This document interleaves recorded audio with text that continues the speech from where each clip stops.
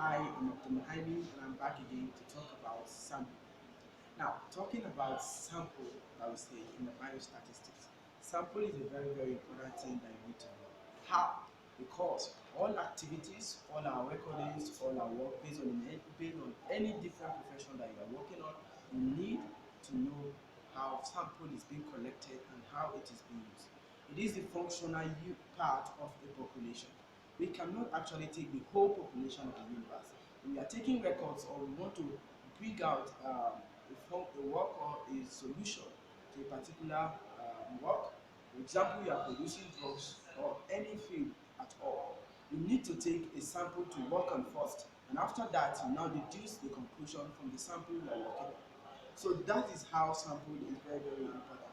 We have different types of sampling and method of collecting this sample. We are going to talk about the different type of sampling that we have.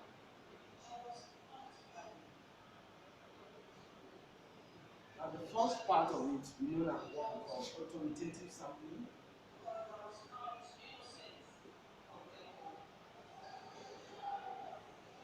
Then after that, we have systematic sampling,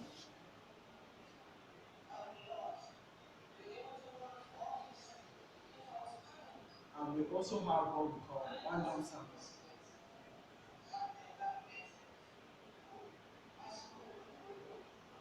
So these are the three major types of sampling that we have: the authoritative, the systematic sampling, and we have the random sampling.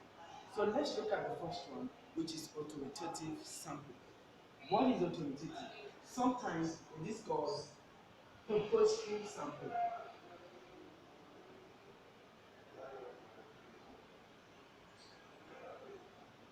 Now, in authoritative sampling,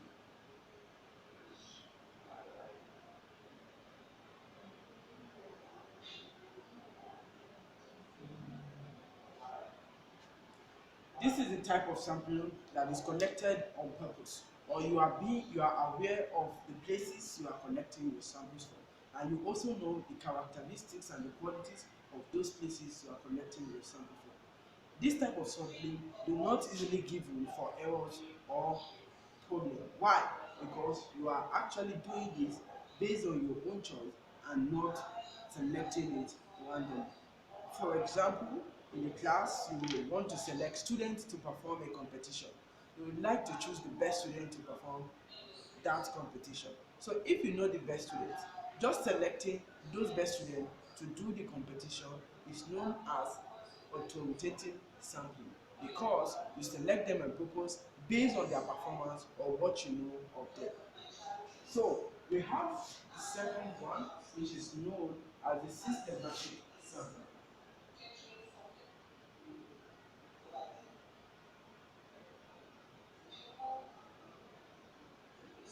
Now, talking about systematic sampling, the systematic way or an orderly way of selecting your sample whereby every case individual is selected. In this case,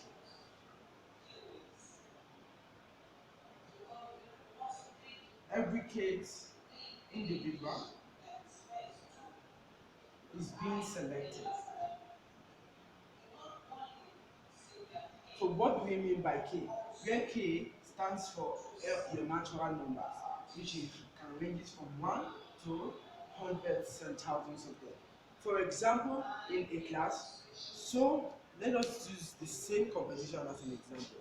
I want to select students for a particular competition, or we are going for an excursion in the class, and I want to choose, okay, every 20th or number 10th person are going to be selected.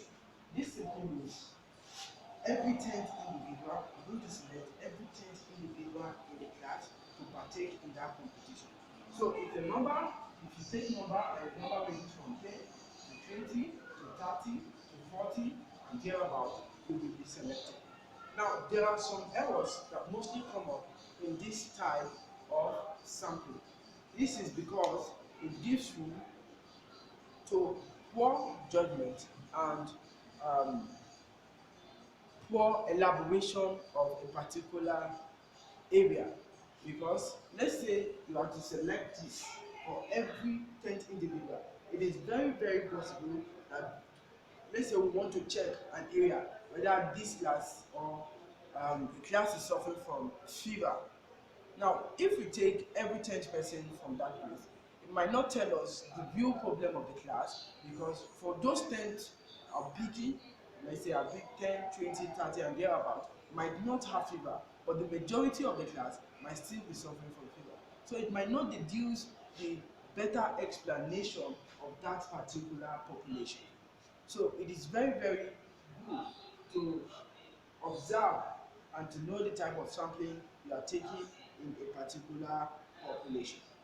So the next thing we'll be looking at is the random sampling.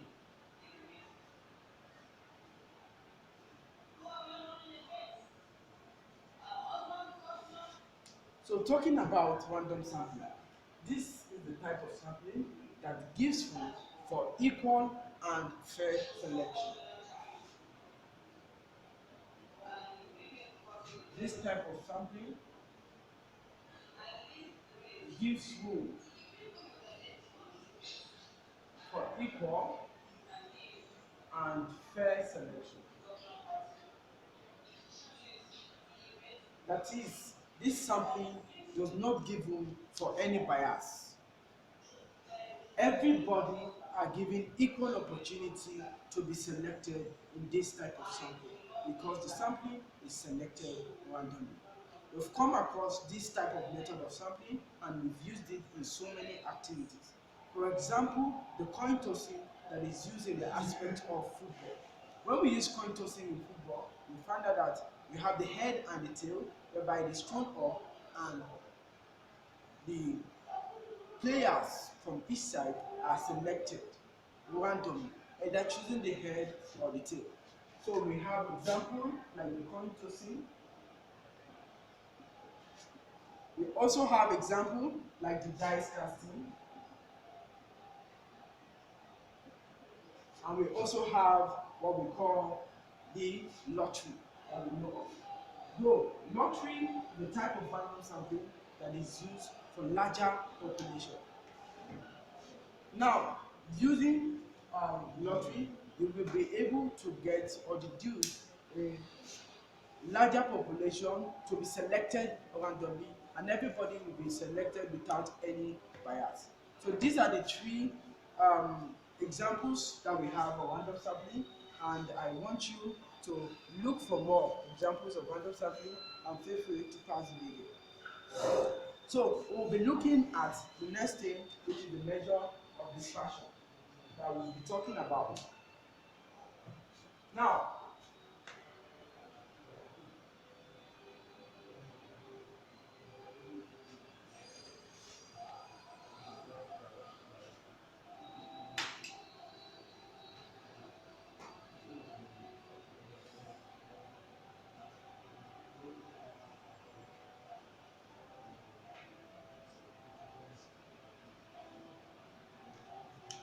the measure of dispersion helps in what we call descriptive statistics. It gives room for us to analyze and see the differences between the mean of different populations. We have different measure of dispersion that we'll be looking at in order to understand the population characteristics and the various features in the population. So the first one we'll be talking about is known as the range, and we'll also be talking about the standard deviation. We'll also talk about the mean deviation, and we'll also talk about the variance. So these are the fundamentals that are needed for checking the dispersion of different populations and their various characteristics. So let's look at the first one, which is known as the range. Using range can actually tell you the dispersion of different populations, because the range will deduce how high or how low a particular population have distinguishable characteristics. Talking about range, how do we make use of it, and what is the measure of range? Now, range can be deduced checking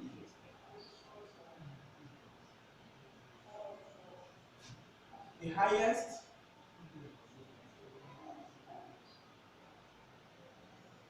and the lowest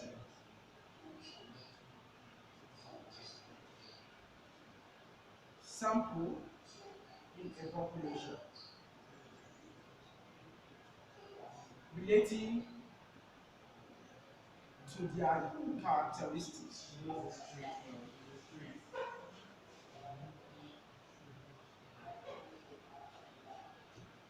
So let's say a particular number of samples is gotten and we want to know the range of this sample from a particular population. Let's say we have some data given to you. Let's say we have the data samples collected from the field.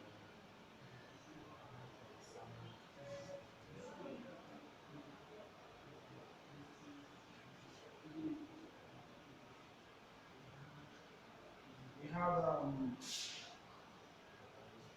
2, 6, 8, 10, 20, 30.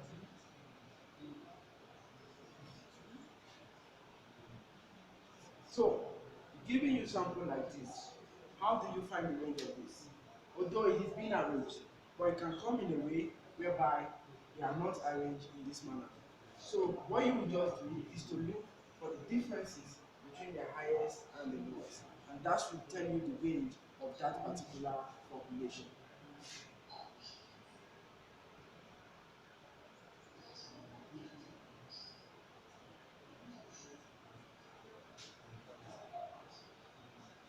So, what's the highest here?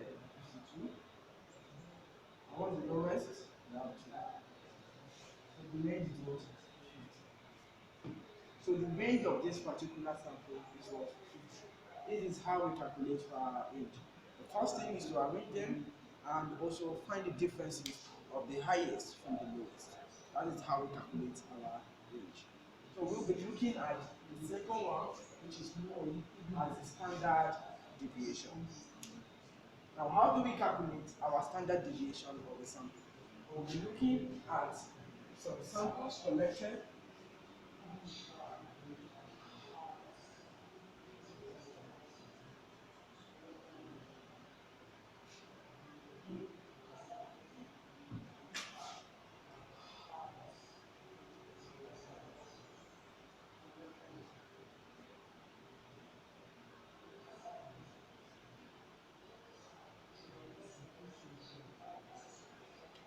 So we want to calculate our standard deviation.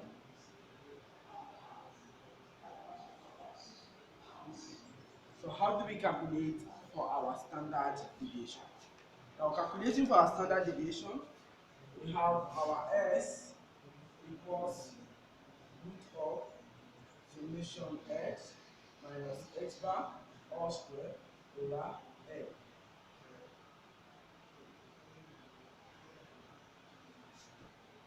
Then we have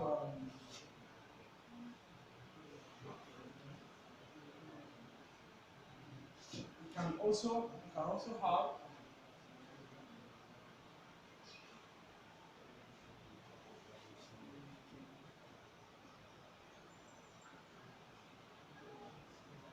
and when we are making use of all the population that we have in our sample, this is the formula we are going to make use of. But when we are not making use of, we are not making use of all, we are going to use this. This is for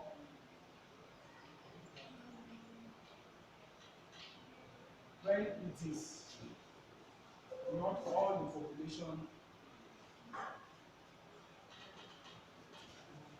that is being used in the sample.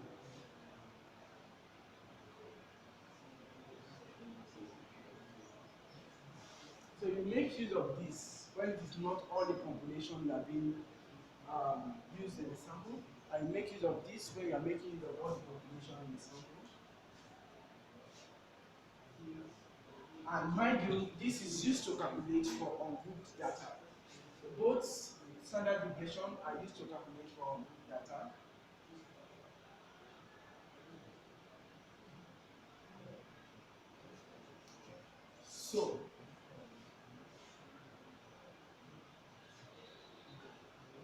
using all the population in the sample. So we are going to see an example how we will be able to make use of this data in the so we want to see an example and how we can make use of this to solve our problem.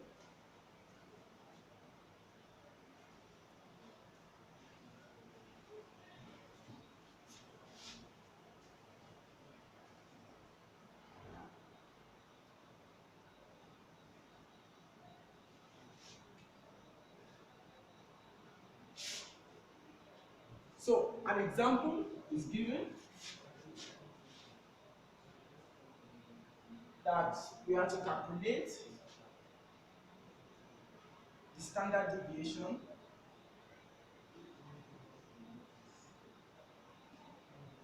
the standard deviation of what?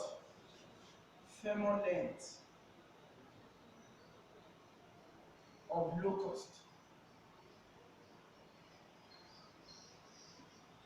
using the following samples.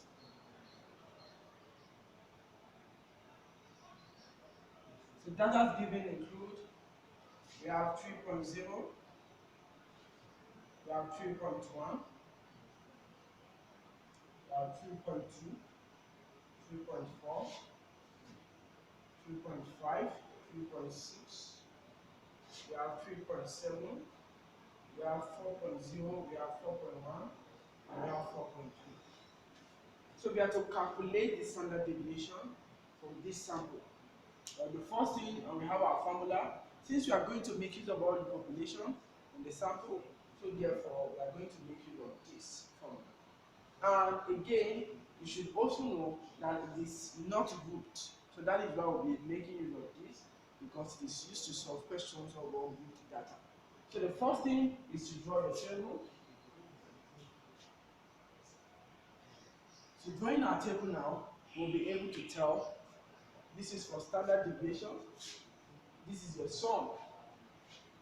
So we have this as our sum. X represents the observation, number of observations for each observation. Each observation in your sample. So each observation in the sample is the X, while your X bar is the mean that we are going to calculate.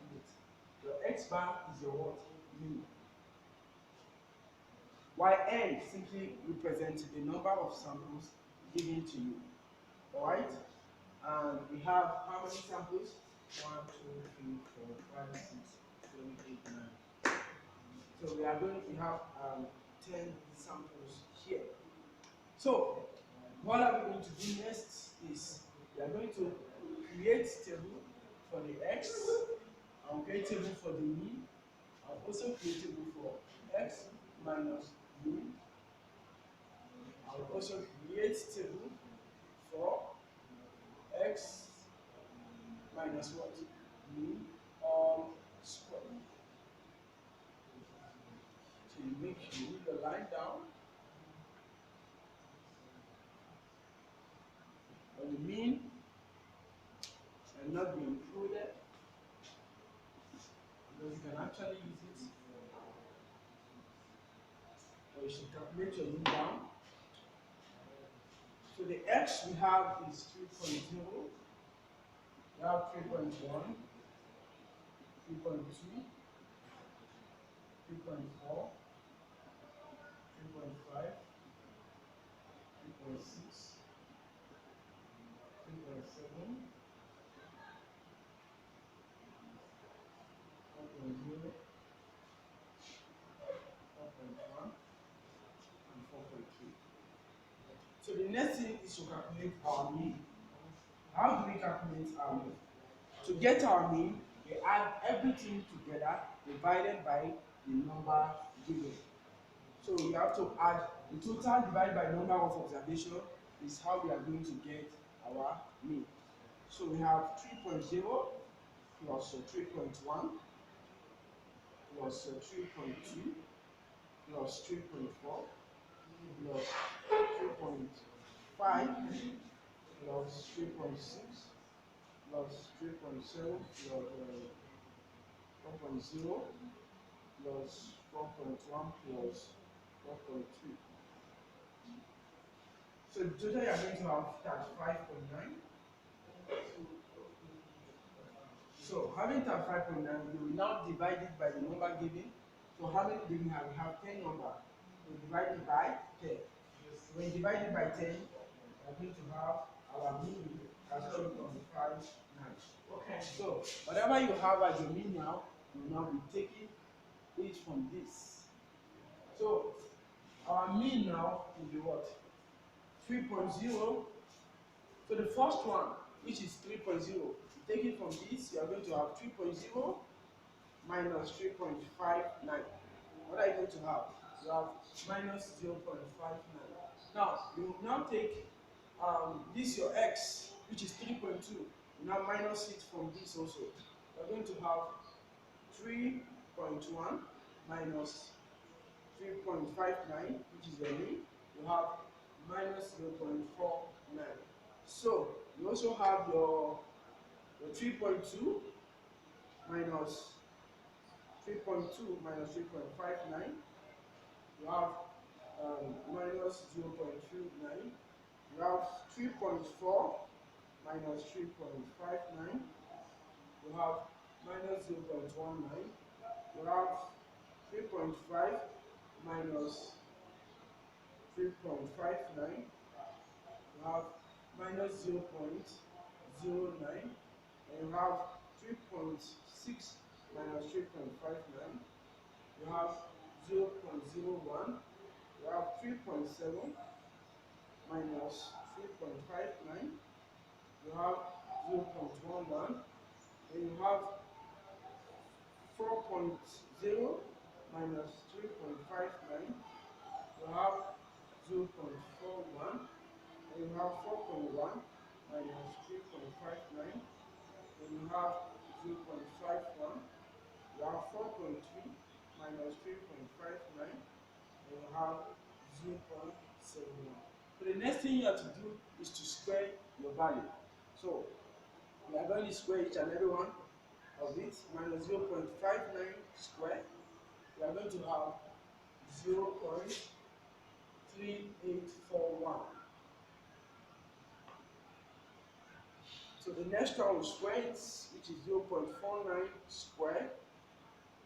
Minus 0.49 square, you have 0.2401. Now the next thing is minus 0.39 square, and you have 0.1521.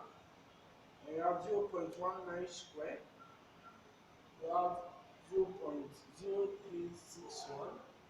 And you have 0.09 square, and we have 8.1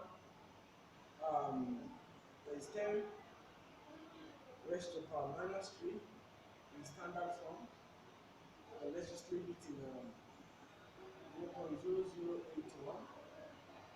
So for 0.01 square, 0.01 square, we have 0.0001, and we have 0.11 square.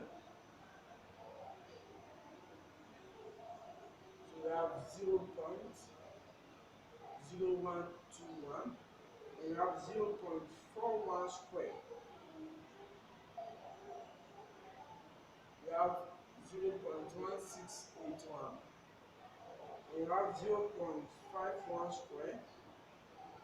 We have 0.2601. We have 0.71 square. We have 0.5041. So how to get this? Remember, it is summation of the square we are going to do. So we are going to add everything together now. Summation of the square now. We are going to add everything here. So whatever you have, you add everything. So let's start from here, from the top. 0.3841 plus 0.2401 plus 0.1521 plus 0.0361 plus 0.0081 plus 0.0001 plus 0.0121 plus 0.1681 plus 0.2601 plus 0.5041. So we are going to have our summation as 1.765. That is going to be the summation. So having gotten our summation now, means we've gotten this entirely, which is the first part of it have been gotten. So the next thing we are to do is to compute the values of our answer inside the formula. Now, the standard deviation will now be equals to what? Our S will be equals to, since we've gotten the sum of the first one, which is 1.765, divided by our n, the total number, which is what? 10, right? So we can have our standard deviation here easily. So standard deviation now will be 1.765 divided by 10. Whatever you have, you find the root of it. So 1.765 divided by 10. So we are going to arrive at root of 0.1765. What is square root of 0.1765? So root of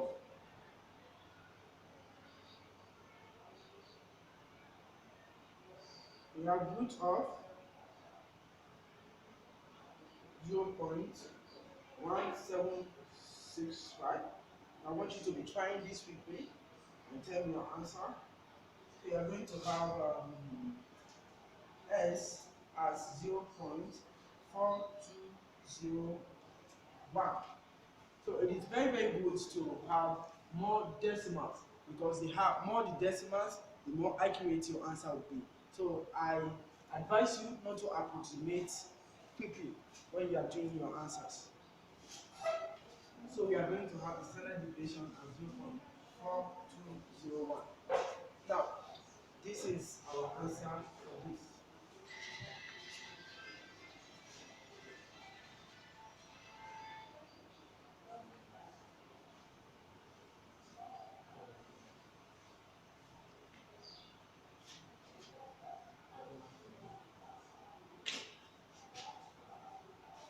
So to get our variance now is the square of the standard deviation. So the square of the standard deviation, it is our variance. Square of standard deviation is known as variance.